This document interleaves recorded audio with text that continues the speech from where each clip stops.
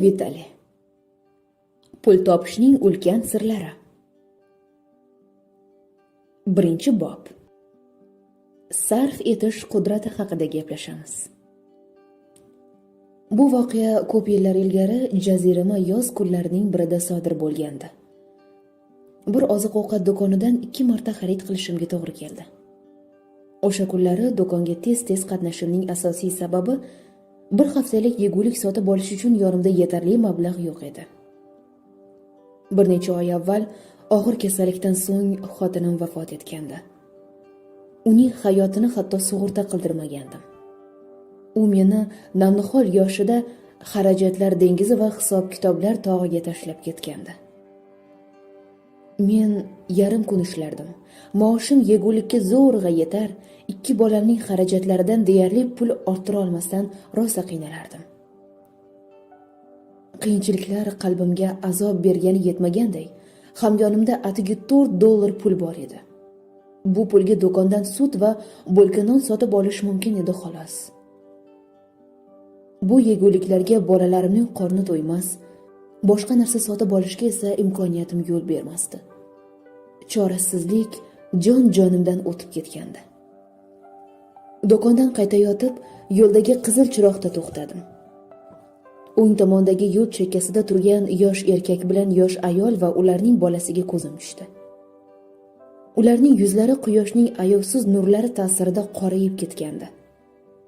Erkakning qo'lida qornimni to'ydirish uchun ishlashga roziman degan yozuvli karton qog'oz bor edi. Ayol uning yonida turgancha qizil chiroqda to'xtagan mashinalarning saloniga intiqlik bilan tiqilardi. Taxminan 2 yoshlardagi bolakay esa maysalar ustida o'tirib, bir qo'lli qo'g'irchog'i bilan bamayli xotira o'ynardi. Bularning birini svetoforning qizil chirog'i o'chib, yashili yonmasdan avvalroq atigi 30 soniya ichida ilg'adim.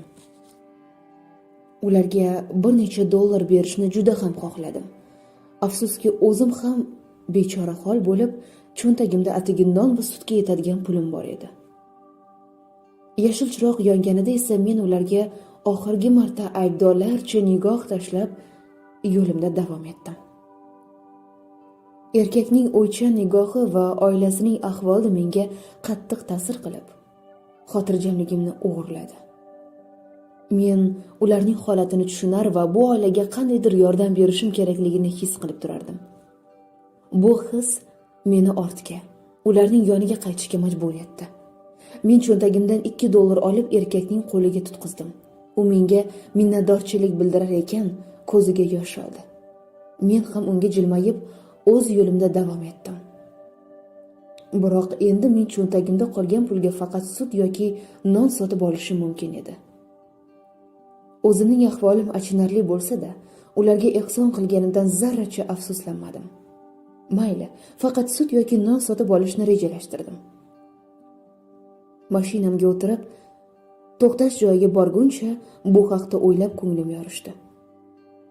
To'g'ri yo'l tutganligimni esa qarshimdan chiqqan tuhfa tasdiqlab turardi. Uni ko'riboq kayfiyatim ko'tarilib ketdi. Men yanglishmayotganimga amin bo'lish uchun ishonib-ishonmay mashinadan tushdim. Asfalt yo'lda $20lik banknot, banklar tomonidan chiqariladigan va pul o'rnida yuradigan foizsiz kredit biletlari yotardi. Avvaliga men ko'zlarimga ishona olmadim. Qo'limga olgach, uning haqqoniyligiga amin bo'ldim. U kimniki ekani esa noma'lum edi. Men tezda do'konga borib, nafaqat non va sut, balki boshqa kerakli oziq-ovqat mahsulotlarini ham xarid qildim. Men doimo bu voqeani esda saqlayman. U menga hamisha biz yashayotgan olam g'ayrioddiy va sirli voqea hodisalarga to'la ekanini anglatib turadi. Mazkur tasodif menga so'nayotgan ishonchimni qaytarib berdi. Men $2 berib $20 ga ega bo'lardim. Taqdirning bu tuhfasidan minnatdor bo'lib, ortga qaytar ekanman, kambag'al oilaga yana $5 ulashib, ularni ham xursand qildim. Bu voqea hayotimda sodir bo'lgan tasodiflardan biri xolos. Bu kabi xotiralar boshqalarga qancha ko'p hadya bersang, shuncha ko'p narsaga ega bo'lasan degan taassurot uyg'otadi. Shu kabi fikrlarni jamlagan hayotiy qonunlarimizdan birini quyidagicha ifodalashimiz mumkin. Nimagadir erishishdan avval nimanidir qurbon qilmoq lozim. Ushbu haqiqat esa mana bu ikki misrali she'rda quyidagicha bayon etiladi. Qadim zamonda bir tavakkalchi bo'lgan ekan. U ko'plarga hadya berib, so'ngra boyib ketgan ekan. Ko'pincha bizga hech narsa berishmayotgani to'g'risida o'ylaymiz. Agar biz atrofimizga yaxshilab nazar solsak, barchasini ko'rishimiz mumkin. Bizning nazarimizda juda kichik bo'lib tuyulayotgan narsalar ham aslida bizga berilgan tuhfaligini ba'zan unutib qo'yamiz. Aslida kichik hadyalar bersak va javob tariqasida o'zimiz ham unga ega bo'lsak, bu biz uchun boylik olamiga yo'l ochayotganidan darak beradi. Endi boylikning o'zi biz tomonga ishonch bilan nazar solmoqda. Balki siz bu so'zlarimga ishonmassiz.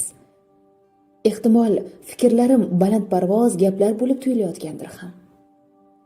Ishonmasangiz, chin ko'ngildan birovga hadya bering. Shunda o'zingiz ham buning natijasini ko'rasiz. Mazkur qonuniyatning haqqoniyligi shundaki, siz hadya bermasdan tuhfa ololmaysiz.